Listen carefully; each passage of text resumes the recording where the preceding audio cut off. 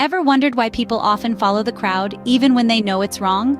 Well, this is where the fascinating world of social influence comes into play.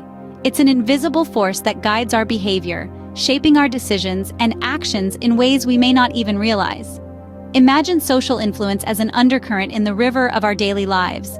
It's that subtle pull that nudges us towards certain choices, even when we're confident we're swimming freely. This powerful current is composed of three key streams: conformity, obedience, and compliance. First up, we have conformity. It's that compelling urge to fit in, to match our attitudes, beliefs, and behaviors to those around us.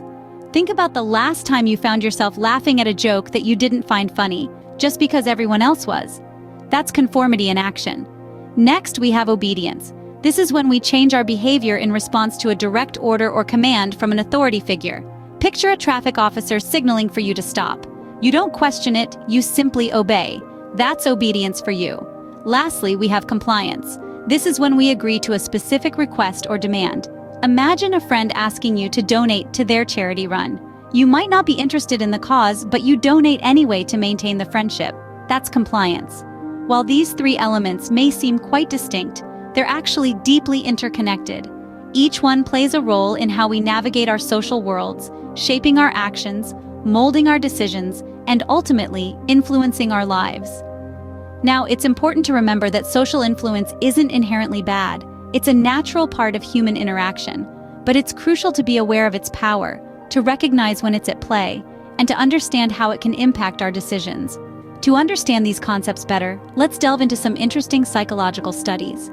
And as we explore, remember to keep asking yourself, how does social influence shape my life? Imagine you're in a room, asked to answer a simple question, but everyone else gives a wrong answer. Would you conform? This is the basis of Solomon Asch's conformity studies, a series of psychological experiments conducted in the 1950s. Asch's experiments tested the power of social pressure on individuals. The setup was quite simple. Participants were shown a line on a card and then three other lines on a separate card.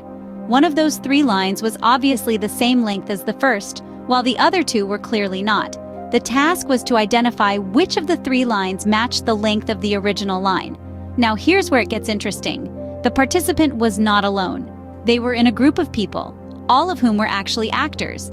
These actors were instructed to unanimously give the wrong answer. The participant, unaware of the setup, was always the last to answer.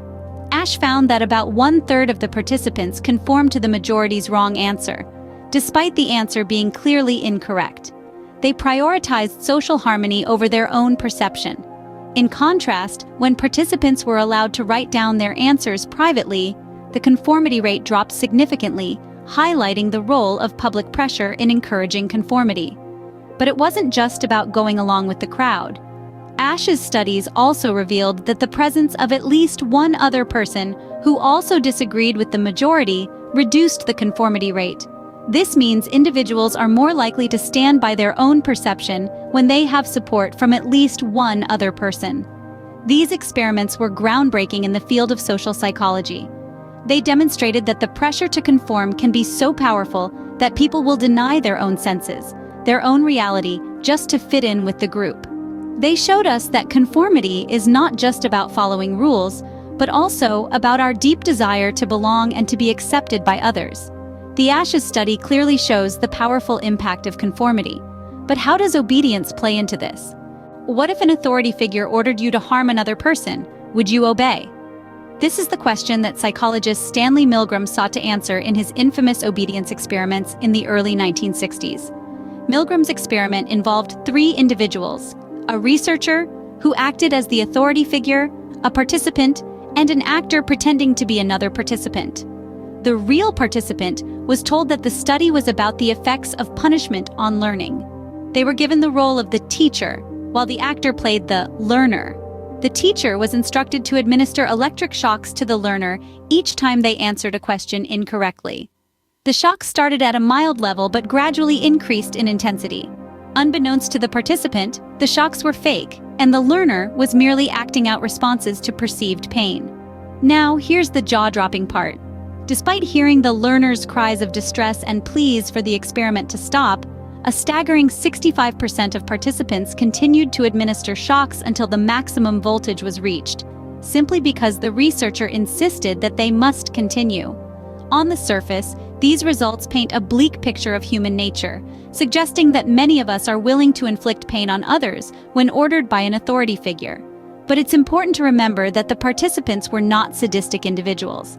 Rather, they were ordinary people caught in an extraordinary situation. Milgram's experiment highlights the powerful influence that authority figures can have on our behavior, even when it contradicts our moral compass.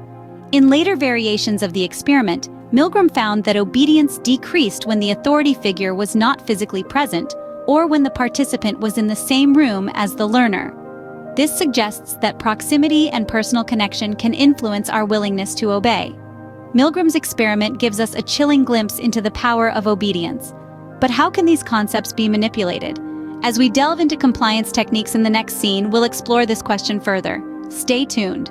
Ever bought something you didn't need because the salesperson was too persuasive? Let's take a moment to delve into the world of compliance techniques. These are strategies designed to get you to say yes to requests, often before you've even realized you've been asked anything. And they're used in all sorts of situations, from sales pitches to social encounters. Let's start with the foot in the door technique. This technique starts with a small request that's easy to agree to. Once you've said yes to that, you're more likely to agree to a larger related request. This is because agreeing to the first request creates a sense of commitment and consistency, making it harder to say no to the second request.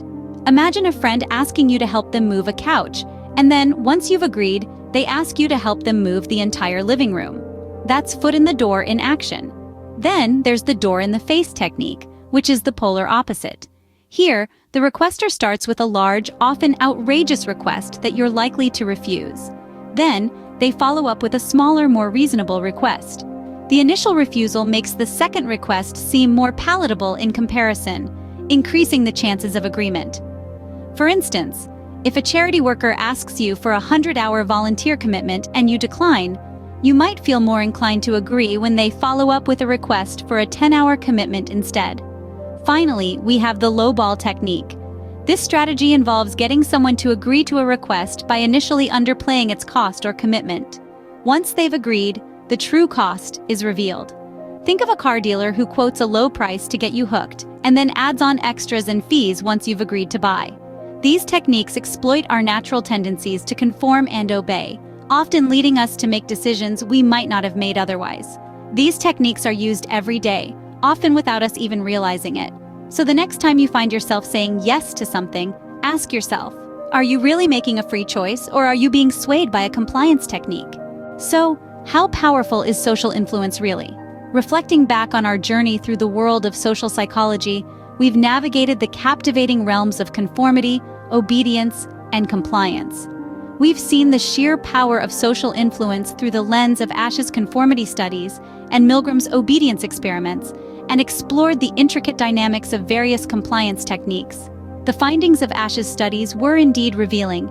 They showed us that the desire to fit in can be so strong that people will often go against their own judgment to conform with a group. This conformity can be seen everywhere around us, from fashion trends to political opinions. It's as if we are continually dancing to a tune played by the invisible orchestra of societal expectations. Then we dove into Milgram's obedience experiments, a stark illustration of how we as humans can be led to act against our moral compass under the influence of authority. The experiment's subjects, ordinary people, were willing to inflict what they believed to be severe pain on others, simply because they were told to do so by an authority figure. This study, though controversial, raises important questions about our propensity to obey orders, even when they conflict with our personal values. On the path of understanding, we also discovered various compliance techniques. From the foot-in-the-door technique to the lowball tactic, we examined how these strategies can subtly persuade us to agree to requests or demands that we might initially resist. These techniques are not just abstract concepts confined to textbooks. They are very much a part of our everyday lives, influencing our decisions in subtle ways. The implications of these findings are vast and profound. Whether it's the clothes we wear, the opinions we hold, or the decisions we make, social influence is a constant companion, quietly shaping our lives. Yet this understanding also arms us with the ability to recognize and question these influences. Remember, awareness is the first step towards change. Next time, pause and ask, are you making a choice or merely following the crowd? Subscribe and don't forget to take care of yourselves. Goodbye.